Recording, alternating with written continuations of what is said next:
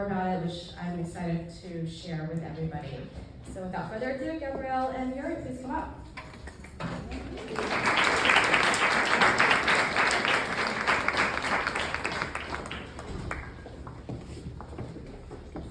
Hi everyone. Hello. Can you hear me in the back? Hi everyone, I'm Gabrielle Niu. I'm Assistant Curator at the Isabella Stewart Gardner Museum here in Boston. And I'm so thrilled to see so many familiar faces and so many new faces in the audience today to join us in exploring Yuri Shimojo's newest body of work, Mirrors. This is Yuri. Is this on? Yes. And so I thought we'd jump right in with a getting to know you question for Yuri. Yuri, what are some of your earliest memories about making art? So the painting, Japanese, we don't have the difference between painting and drawing. So anyway, making pictures, always drawing, painting, always my sanctuary that helped me through my upbringing, my childhood. I had a sort of stutter, and my upbringing was very unconventional, although my father's side, a very traditional samurai lineage. So I had to protect myself, my childhood realm, with painting and drawing. And sharing I could make friends with some little animals on my friends' Play-Doh box, and I made friends, and then so I'm still doing it, and here I am today. Did you want to talk a little bit about your experience being an illustrator and being in New York City? Yeah, so that child became illustrator because drawing I liked my drawing made people little feel better. Doesn't need to necessarily happy, but feel a little better. And then so healing myself and sharing was my only way to do that time. So just became commercial illustrator in Tokyo. But I was on TV shows and I was on magazines and sort of like a party girl. But that very unique people of my family, they all passed away before I became 30 years old, and that shaped me. So, and at the same time I had an opportunity to publish my memoir, which was not started as a memoir, but writing book was the first experience for me, but I was encouraged by people around me. Why don't you write about your unique upbringing? So I wanted to remember them. Then first time I started to tell my own story instead of telling somebody else's story as an illustrator. And that made me, I can talk about me, and made me want to understand life and myself more through painting. Wonderful. And I think something else that you told me about yourself, speaking of your story, is that from an early age you practiced a wide range of art, from dance to theater to ikebana, which is the art of arranging flowers, and that you are a self-taught artist. So I'm wondering if you can talk to us a little bit about how these various practices inform your style, your use of line, your use of color, the compositions of the paintings that you see surrounding you, surrounding all of us in this room today. Yeah, well actually that I realized much later after I moved to New York, why this abstract form made me feel comfortable. And then I realized my long-time dance practice, it influenced me colors, and not only aesthetics, the visual aesthetics, but also smell, the music. I remember every detail because so my father's side was a long time very enthusiastic about the traditional performing art. My grandmother was no chant teacher. So since I was 3 years old, I practiced no and the Nihonbyo, Japanese dance, for more than 20 years. And then flower arrangement and the tea ceremony, all other sort of traditional arts that I was practicing. But the influence, I realized, so for example, when you do ikebana, the flower arrangement, you learn the air go through between those flowers, like those, and then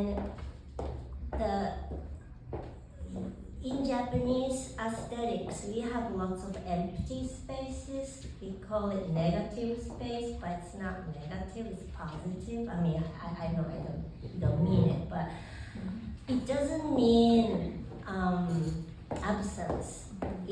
It's a presence.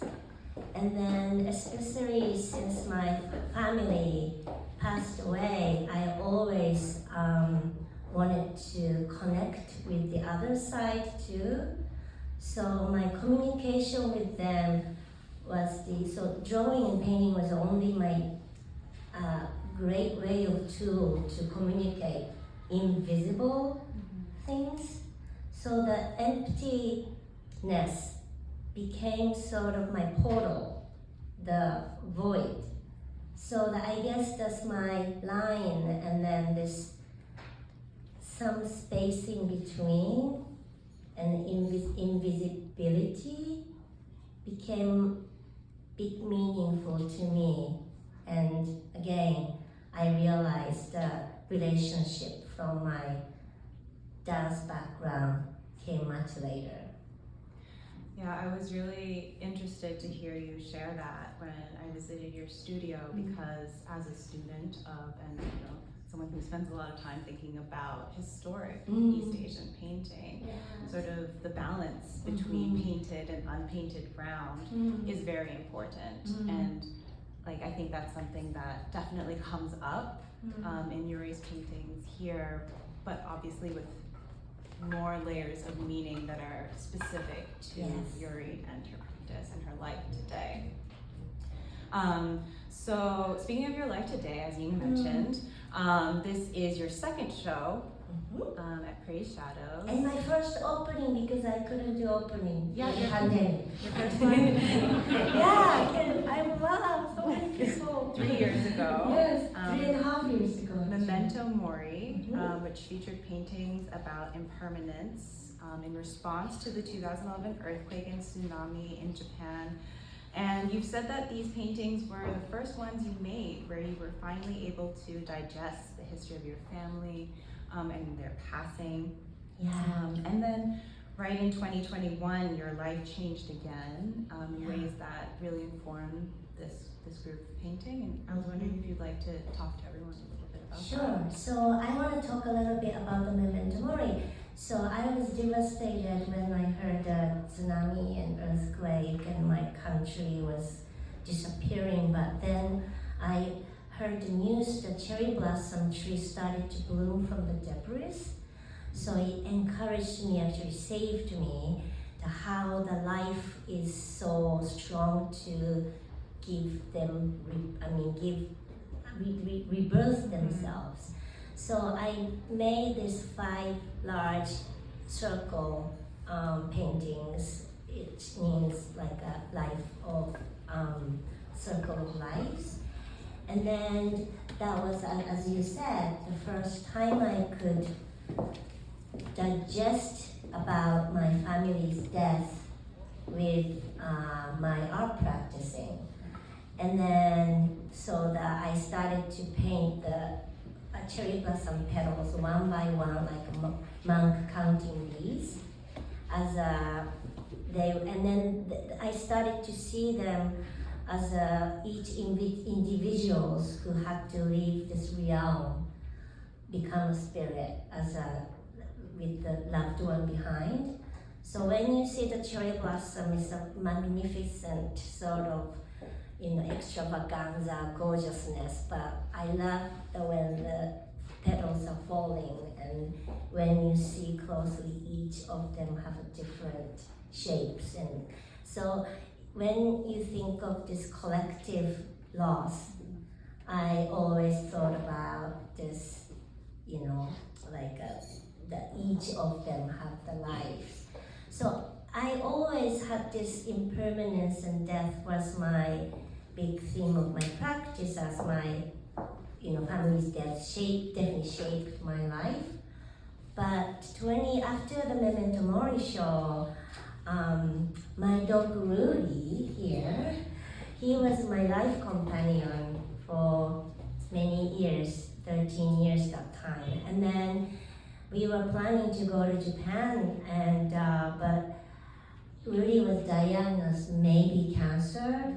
Then I was devastated. Oh, finally this time came, and then I canceled everything just to be with him. Then I thought, I should go to my own checkup. Then I found my own breast cancer. So basically, I know Rudy saved me.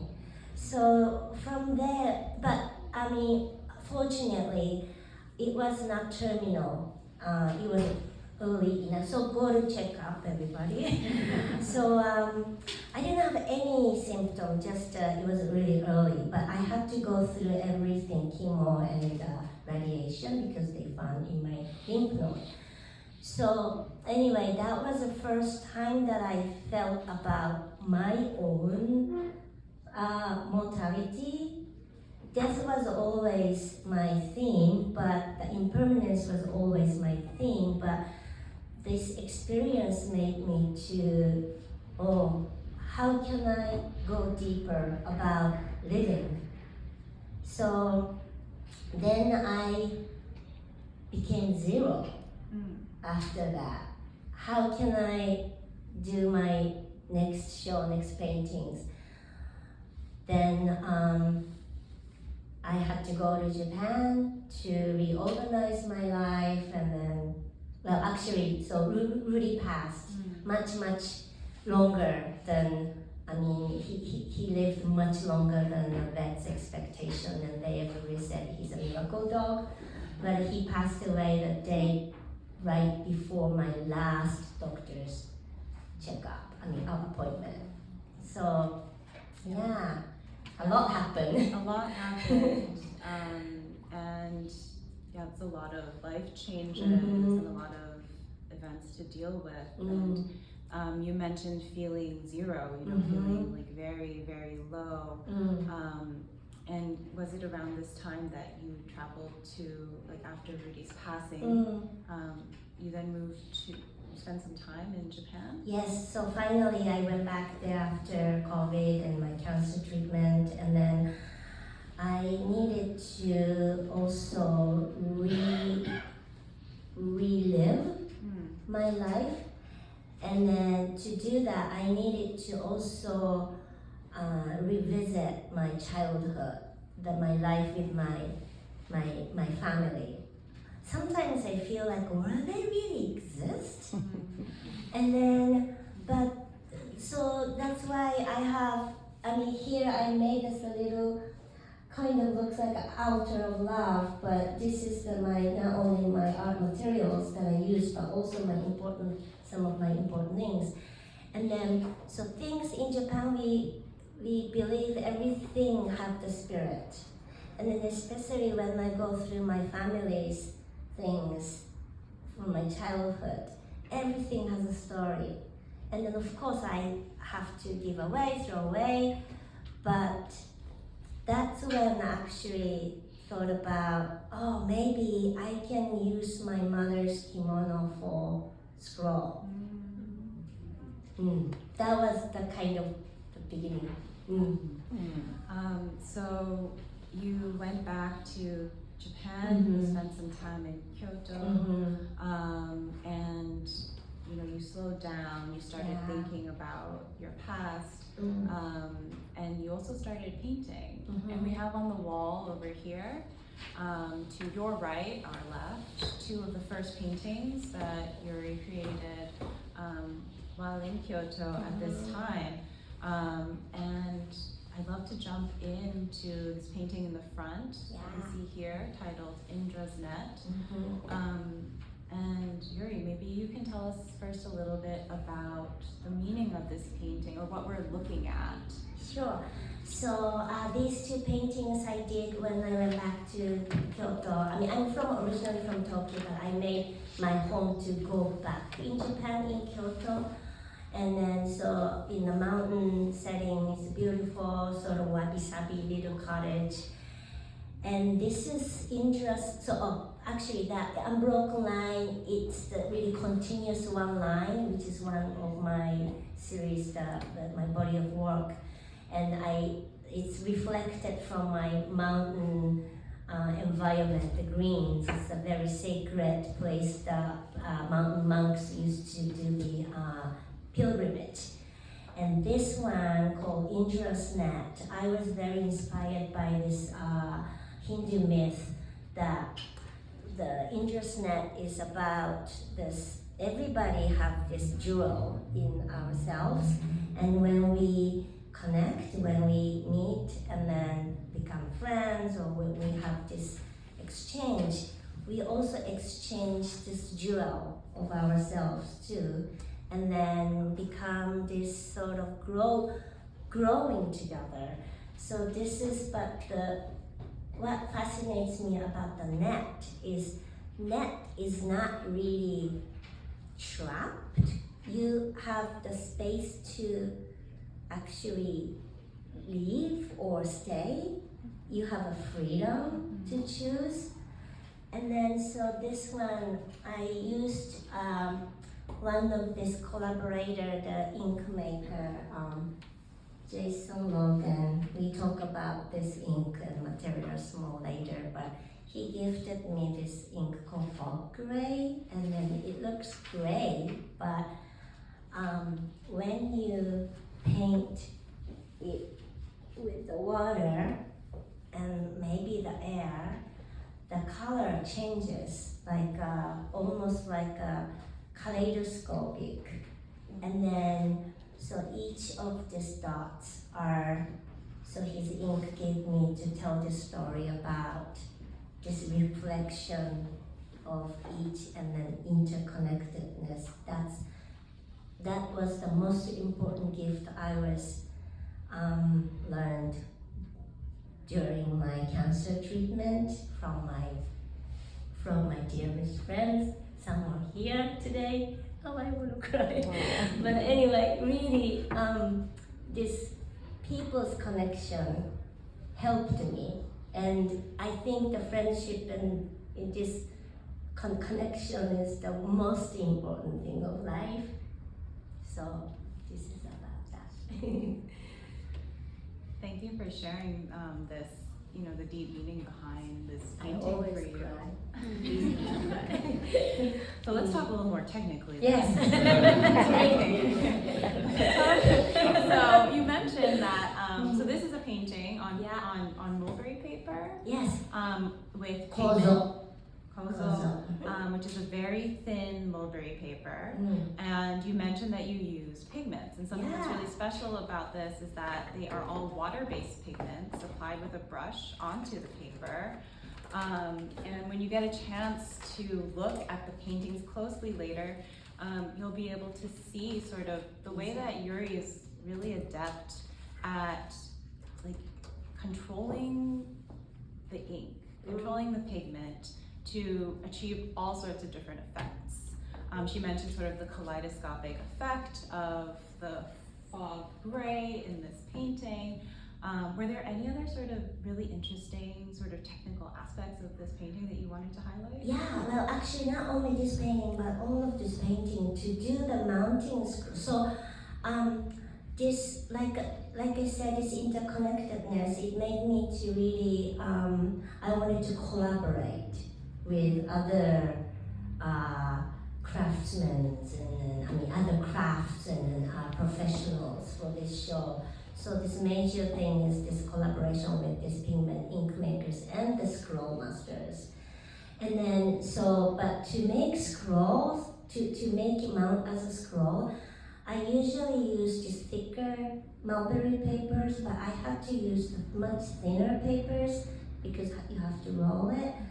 And then that was challenging because, but luckily my place in Kyoto is just a hop on the bike and then 15 minutes and you get to the best historical pigment store and then paper shop in the world, I mean, for the Japanese.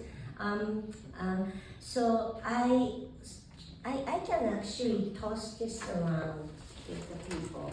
So these are all this, yeah, you can, these are I had to experiment a lot because because I use the very unconventional materials and then these papers are so thin and then basically I kind of felt like I am abusing this thinnest delicate papers because I rub and do and I don't have this traditional Japanese art background, I mean Japanese painting school background.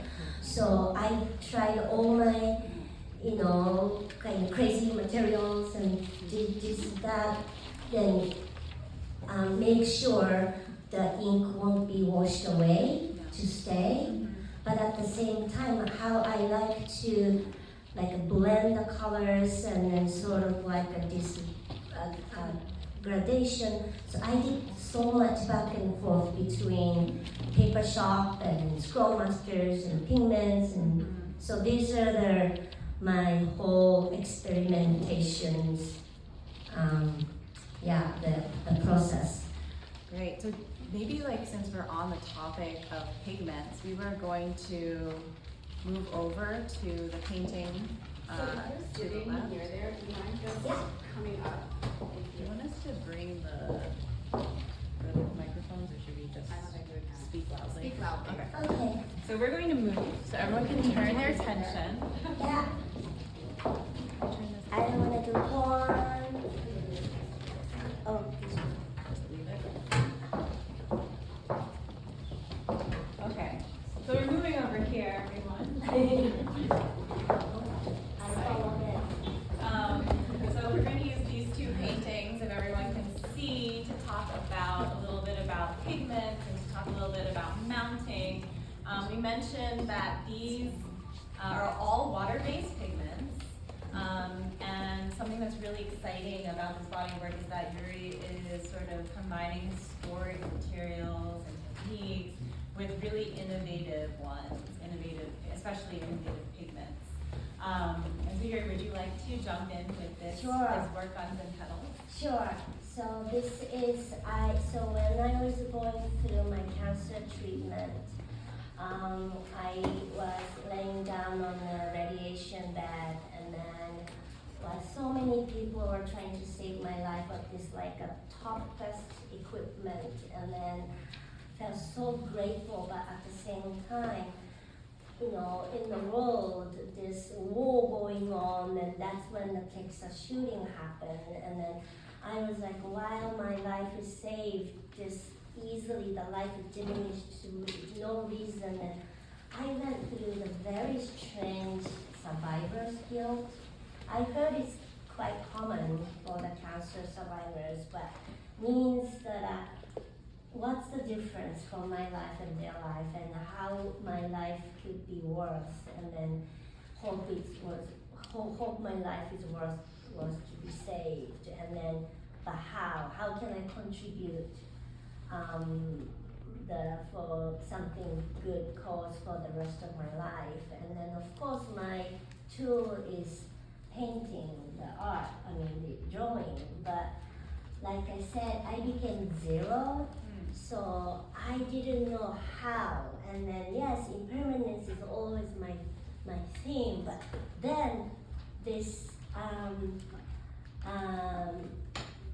did I tell you about the movie? No. But so after the Memento Mori show, that I was involved this ink documentary film about color of ink. And then, so it's about this guy, Jason Logan, who made the full gray. He is the subject, but it's about this, he makes ink and then the people, artist uses his ink. But I had this very special opportunity to be part of this movie with the Rudy's ink, which we can maybe talk about it later. But that's when I met many amazing pigment makers. Not necessarily met in person because that was still in pandemic, but I heard about this person, Thomas Little, living in North Carolina, making ink from the shotguns.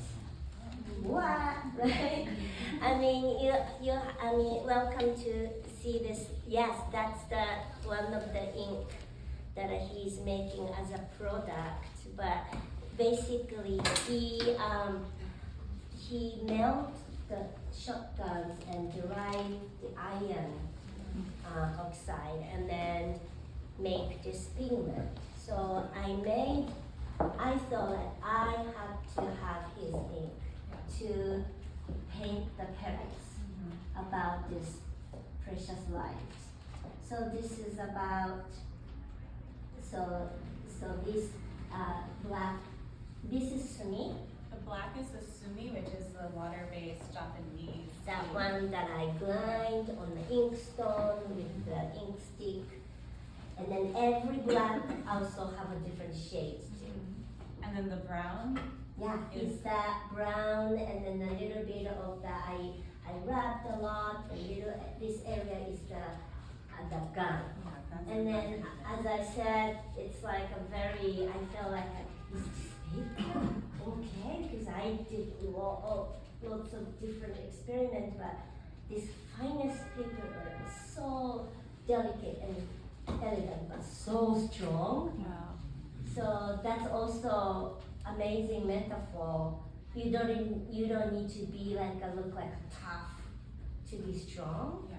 So anyway, I mean, I have a lot to learn while I'm painting of the life metaphor.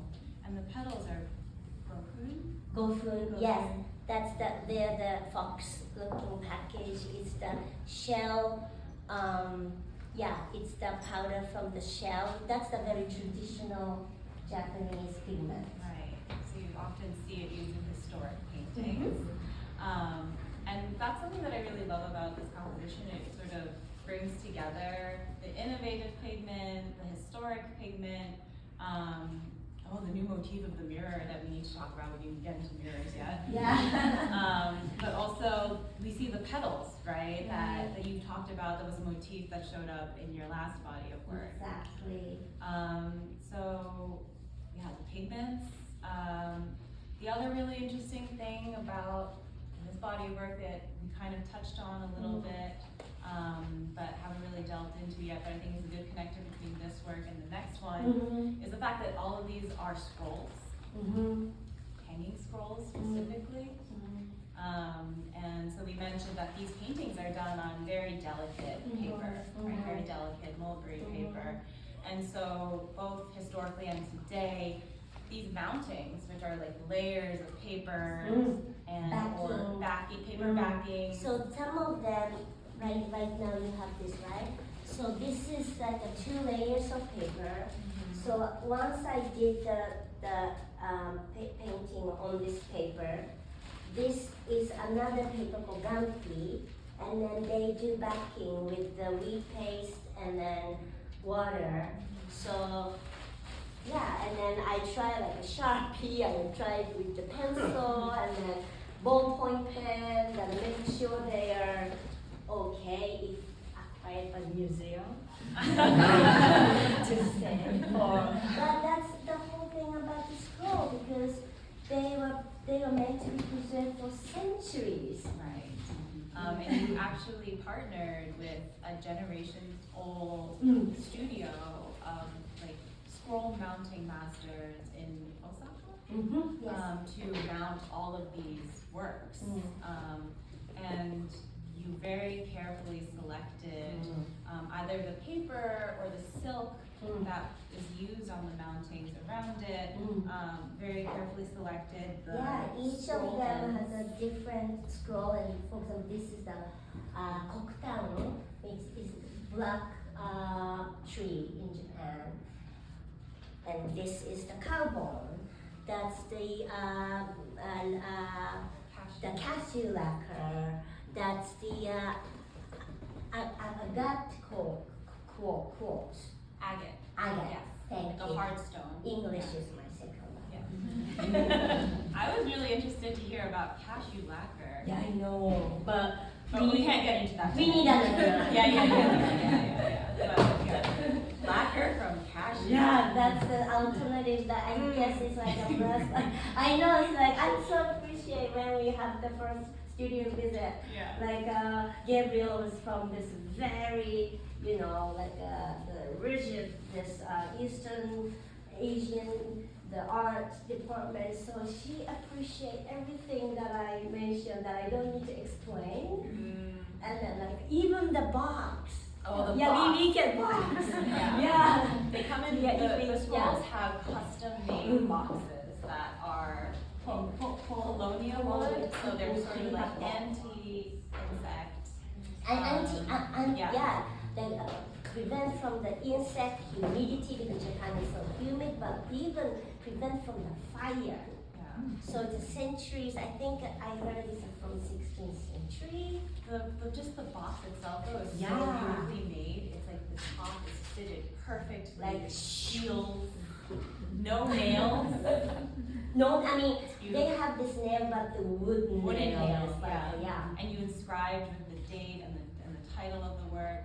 Yeah. So if you have some kind of art in this particular box, Yes. it has more value. And then even the box, the same family makes this box generations and generations. I'm so honored. I mean, I so honored this the craft of these different divisions of this. Maybe that's from my the dancing background, the performing art, the wig, the makeup. Every division has the traditional generation and generation, this finest craft, the discipline. Okay, let's Yeah. jump to the next painting Yes. really quickly. The box. Yeah, I mean, it's we just kind of show like how it's tight. Can we? Yes, but I want to move the camera, so maybe Gabrielle or someone else will do it. Thank you. Yeah. So I titled this. This is and you look smells so good. And then you can't really see, but it's this tiny dots are it's the wooden Yeah, the wooden joints. wooden joints. Yeah, the nails are in there. And then are you ready? Yeah. See? Can you do that? Can we do that? Okay, close. Okay, 1, 2, 3. So that's how, and then I did this takoyaki, right? And smell, talking about the smell, this is every box has this, and this is the fancy moth ball. And then this very, sandalwood and beautiful fragrance, and that's also maybe one family making this generations and generations. So, Custom made box. yeah. Specifically for the school. See, So this is for Unbroken Line. And then Jada's holding the box for Indra's neck. Yeah, so I mean, maybe we can go to other things, but Yeah, it's the let's same. talk about it. It's like really, We'll put them out there and you guys can visit. yeah, it even got to open by one person.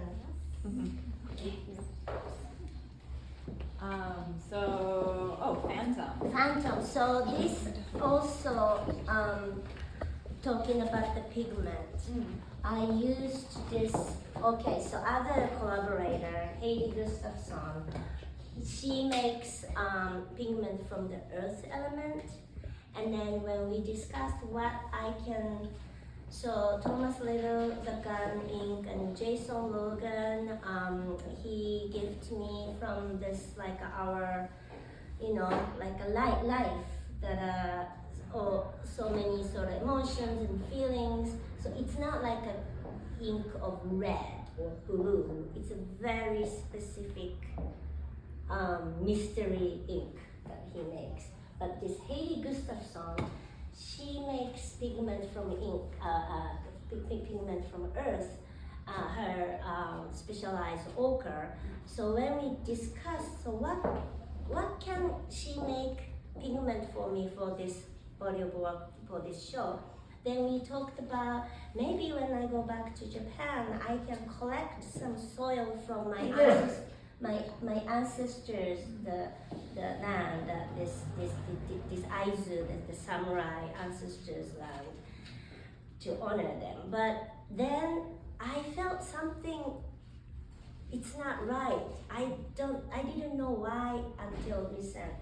But even though I honor, respect their legacy as Bushido and the samurai spirit, but the war is war. Yeah, the war is war. And then I understood why my father was very rebellious, actually, even from the samurai in it. So anyway, we discussed, and I told Hailey that I don't know what to ask you. Then she asked me, what's the element that you feel connected on this planet? And then I love ocean, because I used to live in Hawaii. So this ocean element, and then also this volcano.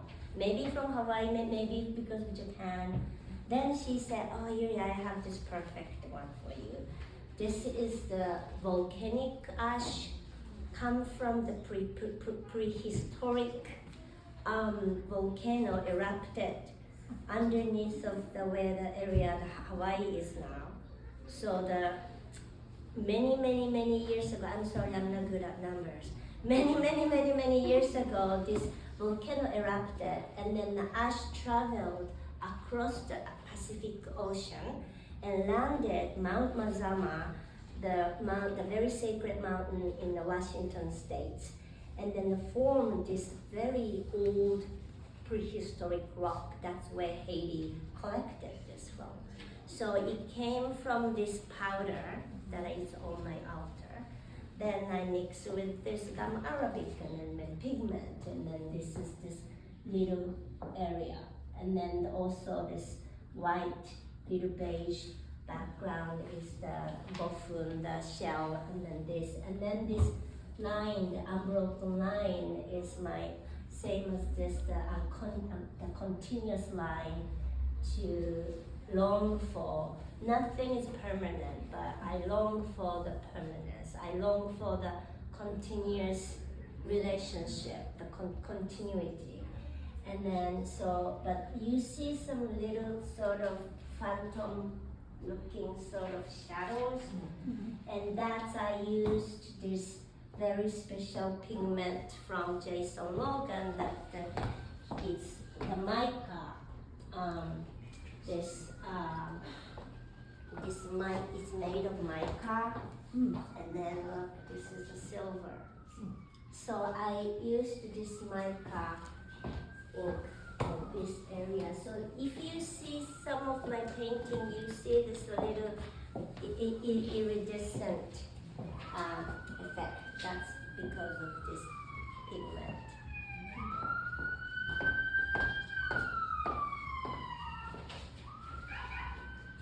Okay, so there's one last question. You want to sit in the front? Sure. Let me sit quiet. Sorry, do you want me to ask a question? Yeah, please. So my question, the last question that I wanted to end our little chat on is about painting with ink on paper. So whenever I would teach about ink painting on paper or talk about it in galleries, one of the things that I emphasize is kind of like, oh, it's really technically difficult. You know, like it's really difficult to control the water with your brush. The balance between painted and unpainted ground is so crucial to the composition, and something that it's really difficult to undo. You can't really undo marks, especially in works like yours. You know, and I remember in the studio I said, you know, there's like, I always say like, there's no making mistakes, and I really liked your response to sort of, it kind of turned my view of ink painting upside down. I'd love for you to share that. Yeah, sure. So this is the reason I'm so glad that you your response of that, because yeah, the reason why I love this element, not because why I love water, but this ink and watercolor, as you said, you cannot erase, you cannot cover to, you know, like cover the mistakes, because everything is transparent, translucent. So you see your history, you see your trajectory. But then, of course I make mistakes, and then actually these were not like my intention is not like trying to make a perfect line. Most of my works I don't do sketches because I started painting as to understand where I am now. So I let it go and then see what's coming. And then I don't want to sound it too new agey, but that's how I drew since I was a child. So when I do mistakes, which means I wanted to stop there, but I went over, or I did this and this is not what I wanted. But then who said that is a mistake, right? So it's in your head that was your plan. Okay, sorry, the change the plan, but that's life. And then you work on it from that unexpected happening to where you can go, and then usually something come out is much better than your original plans. And then so it's like life is what happened while you're making other plans. So the painting drawings is always not my practice of technique, it's a practice of how I can live. And then if I had to add one more thing, this mirror, why mirror? Is because it started from the 1-2 paintings of the around 2018. That's when I was really the lowest. And then when you draw something, it's even the writing. If you make a mark, it's your reflection, your own marking. And I didn't want to see myself. I was so low that I even didn't want to see my own painting. So I started to paint nothing, but I wanted to protect myself. And then I wrapped them as like a hugging, like around it. Then I thought, oh, this is invisible, but this is the void. This void is my portal. And then this time I wanted to develop this idea of the reflection. And then the reflection is yourself, but also reflection of others. And then, of course, I thought about this show opens 10 days after the election. And then everybody's reflection of this world and this, and then it's not just a mirror for your vanity. So I would love everybody to dive into your own mirrors. And so some of them are not shaping mirror, but they are all your mirrors. Thank you, Yuri.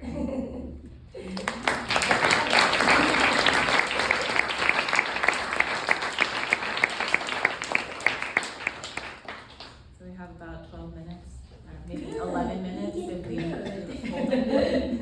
11 minutes for audience question and answer. Do we have any questions? Anybody questions or comments, ideas, thoughts they want to share? Yes. Hi, I'm curious about the more colorful pigments in the last four works that we didn't talk about. Is there a special story to those pigments? The question was, are there any special stories about the colorful pigments in the paintings that are installed in the back? Yes, so those colorful pigments are mostly this one, the Japanese watercolors that are here. And then I say Japanese watercolors because you see like these are kind of like a really popular in these days, right? Like Kogansai, this square pen. But somehow, when they are in the square pen, it's called Gansai, but even it's the same pigment. When it's in this, the circle plate, the ceramic plate, it's called teppachi. So it's confusing, and then I don't know why, but it's a Japanese tradition. And then, so I just call it watercolor, and they are. And then it really resonates me. The kimono, the stage set, and then all these colors that I grew up with when I was a child, and each of them have beautiful poetic Japanese names, and that's killing me too. I love them. Thank you. Yeah. Do you make your own paper? No, good question. Good question. Can you repeat the question? The question was, do you make your own paper? Great question, because of course I want to experiment sometimes, but the reason people ask me, do you do your own printing? Do you do your make your paper? Do you do your own pigment? I mean, yes, I do grind, but not like a more complicated pigment. It's because I love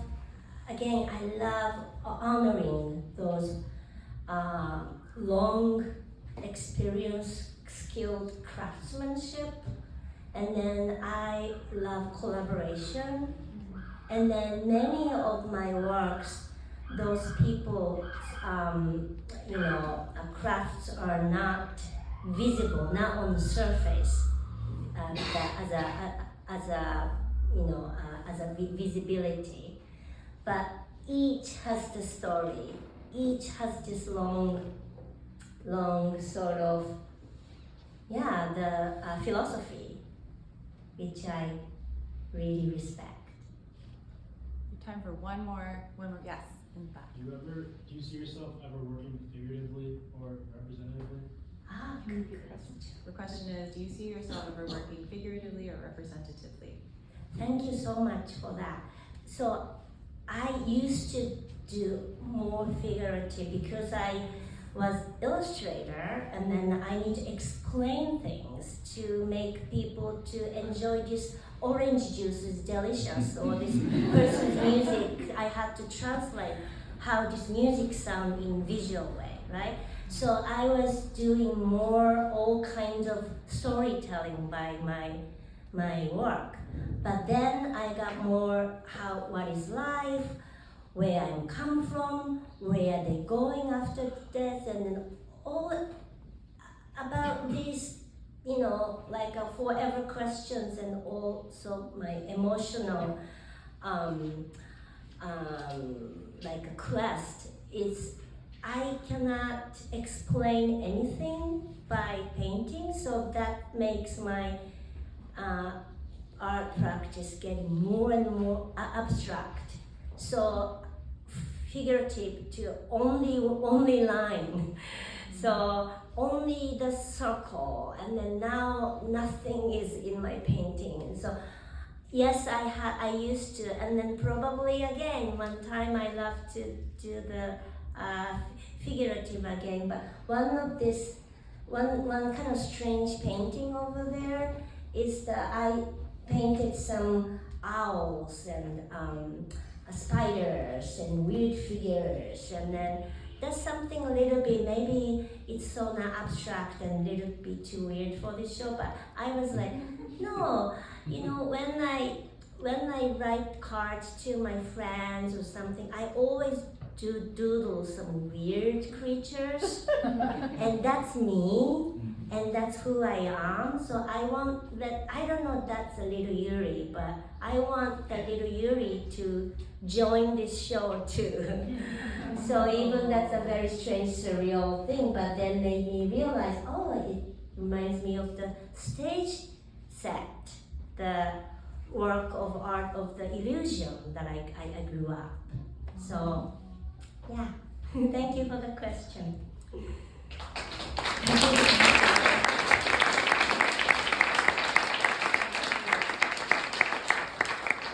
Thank you so much.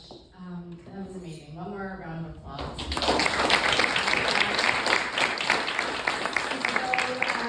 We're gonna have an opening right now, and as a reminder, please, if you can, if you're able to help fold your chair and just hold on to it until we get to, or ask for help. And one reminder, because these are works on paper that are unglazed. That's right. Please, obviously Don't during the flip. opening, be careful, but if the reception in terms of drinks will be in the art shop, so do that, but try not to carry them here so that we can keep the paintings safe. Thank you so much. Thank you, Gabrielle, for talking.